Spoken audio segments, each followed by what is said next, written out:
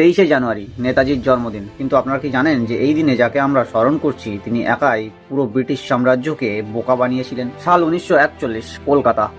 British পুলিশরা নেতাজির বাড়িকে চারিদিক দিয়ে ঘিরে রেখেছে। লক্ষ্য একটাই, নেতাজি যেন পালাতে না পারে। কিন্তু নেতাজি তখন যা করেছিলেন সেটা কোনো সিনেমার গল্পের থেকে কম ছিল না। 16ই জানুয়ারি রাত 1:35 নিজের চেনা রূপ বদলে লম্বা দাড়ি এবং পাঠান পোশাকে তিনি হয়ে গেলেন মোহাম্মদ জিয়াউদ্দিন। বাড়ির সামনে ব্রিটিশ পুলিশরা পাহারা দিচ্ছে তখনও। তিনি তাদের চোখে ধুলো দিয়ে বাড়ির পিছন দরজা দিয়ে চুপচাপ বেরিয়ে গেলেন। ভাইপো শিশির বসুর অস্টিন গাড়িতে চেপে তিনি পৌঁছে গেলেন গোমো স্টেশনে। সেখান থেকেই পেশোয়ার হয়ে সোজা পৌঁছে গেলেন কাবুল। মজার ব্যাপার হলো যে নেতাজি সুভাষচন্দ্র বসু যখন ভারতের সীমানা অতিক্রম করে বিদেশে পৌঁছে গেছেন, তার 10 দিন পর ব্রিটিশ পুলিশ জানতে পারে যে নেতাজি তার বাড়িতে, তার ঘরে নেই।